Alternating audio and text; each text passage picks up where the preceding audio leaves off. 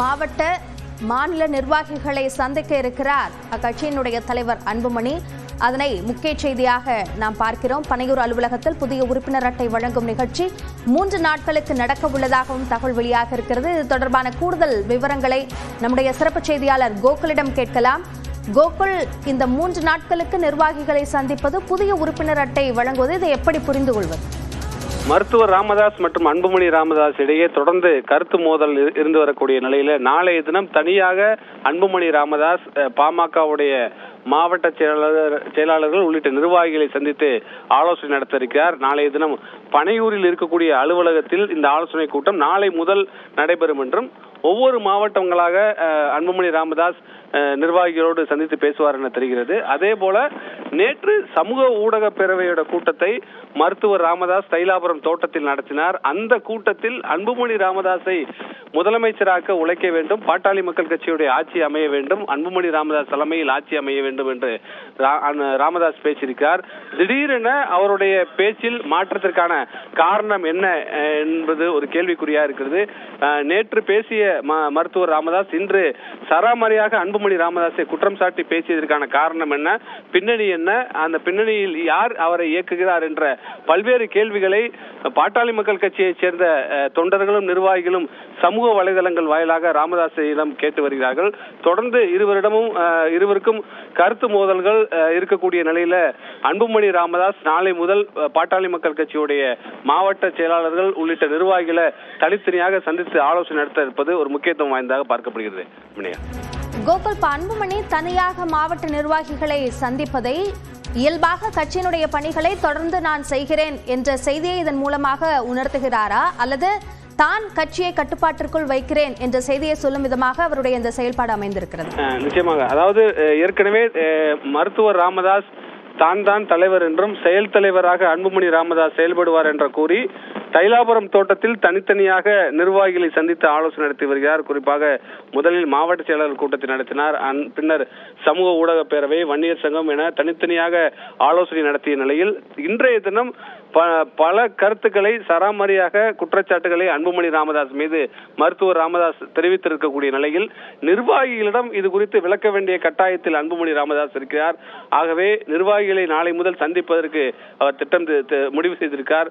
நாளை முதல் புதிய நிர்வாகிகளை உறுப்பினர்கள் சேர்ப்பது தொடக்கம் உள்ளிட்ட பல்வேறு கட்சி ரீதியான அடுத்த கட்ட நடவடிக்கைகளை தீவிரப்படுத்த வேண்டிய கட்டாயத்தில் அன்புமணி ராமதாஸ் இருக்கிறார். அந்த அடிப்படையில் தான் இந்த கூட்டத்தை நாளை முதல் அவர் நடத்துவதற்கு திட்டமிட்டிருக்கார். தனித்தனியாக இருவரும் ஆலோசனை நடத்தினாலும் தலைவர் என்ற பதவியோடு தான் அன்புமணி ராமதாஸ் இந்த கூட்டத்திற்கு நிர்வாகிகளுக்கு அழைப்பு விடுத்திருப்பதாக நமக்கு தகவலாக இருக்கிறது. அபிநயா கோகுல், இன்னொரு விஷயம் நீங்க குறிப்பிட்டீங்க, சமூக பேரவை கூட்டம். அந்த கூட்டத்தில் அன்புமணிக்கு ஆதரவாக செயல்பட வேண்டும் என்ற அறிவுறுத்தலுக்கு பிறகு இந்த செய்தியாளர் சந்திப்பிற்கான அவசியம் என்ன என்று. இந்த செய்தியாளர் சந்திப்பில் தெளிவாக அந்த தர்மபுரி கூட்டத்தில் அன்புமணி பேசியதற்கான ஒரு எதிர்வினையை ராமதாஸ் ஆற்றியிருக்கிறார் என்றுதான் புரிந்து கொள்ள வேண்டியிருக்கிறது. இதற்கிடையில் சமூக ஊடக பேரவையில் ஏன் அப்படி பேசினார்? நிச்சயமாக தர்மபுரியில் நடந்த கூட்டத்தில் தான் ஏன் தலைவர் பதவியிலிருந்து மாற்றப்பட்டேன் என்ற எனக்கு தெரியவில்லை என்றும், நான் எந்த தவறும் செய்யவில்லை என்றும் அன்புமணி ராமதாஸ் தெரிவித்திருந்தார். அதற்கு பதிலளிக்கும் வகையில் தான் இன்றைய தினம் தைலாபுரத்தில் செய்தியாளர்களை சந்திப்பதாக மருத்துவர் ராமதாஸ் தெரிவித்திருந்தார். நேற்றைய தினம் ஒவ்வொரு அணிகளாக சந்தித்து வரக்கூடிய நிலையில சமூக ஊடக பேரவையுடைய நிர்வாகிகளை சந்தித்து தைலாபுரம் தோட்டத்தில் மருத்துவர் ராமதாஸ் ஆலோசனை நடத்தினார். அந்த கூட்டத்தில் தொடர்ந்து நிர்வாகிகளோடு அவர் பேசி வரும்போது பாமக ஆட்சி அமைக்க வேண்டும், பாமக இடம்பெற வேண்டிய கூட்டணி வெற்றி பெற வேண்டும், பாமக கூட்டணி ஆட்சியில் இடம்பெற வேண்டும் என்ற கருத்துக்கள் பேசி வருகிறார். இருந்தபோதும் நேற்றைய தினம் அன்புமணி ராமதாஸை முதலமைச்சராக்க உழைக்க வேண்டும் என்று அவர் பேசியிருப்பதாக கூறப்படுகிறது. மாறி மாறி மருத்துவர் ராமதாஸ் எதற்கு இது போன்ற கருத்துக்களை தெரிவிக்கிறார் என்ற ஒரு கேள்வியை தொடர்ந்து பாமகவுடைய தொண்டர்கள் சமூக வலைதளம் வாயிலாக அவரிடம் எழுப்பி வருகிறார்கள். யார் மருத்துவர் ராமதாஸை பின்னணியிலிருந்து இயக்குகிறார்கள் என்ற ஒரு கேள்வியும் எழுப்பி வருகிறார்கள். தொடர்ந்து இருவருக்கும் இடையே இருக்கக்கூடிய கருத்து மோதலுக்கு எப்பொழுது முடிவு வரும் என்ற ஒரு கேள்வியும் எழுகிறது. இருந்த போதிலும் நாளை முதல் நிர்வாகிகளை சந்தித்து கட்சியை அடுத்த கட்டமாக தேர்தலை சந்திக்கும் வேகமாக நிர்வாகிகளோடு அன்புமணி ராமதாஸ் ஒரு முக்கிய ஆலோசனை நாளை முதல் நடத்துவதற்கு திட்டமிட்டிருக்கார். அபிநயா கோகுல், முக்கியமாக ராமதாஸ் அன்புமணி இருவருக்கு இடையிலான ஒரு சமரச பேச்சுவார்த்தை நடத்துவதற்கு முக்கிய நிர்வாகிகள் முயற்சிக்கிறார்கள். அதில் மிக முக்கியமானவர் ஜி.கே. மணி. இந்த நிலையில் அவருடைய மகன் சார்ந்த சில குற்றச்சாட்டுகளை அன்புமணி மீது ராமதாஸ் முன்வைக்கிறார். இதை எப்படி பார்க்கலாம்?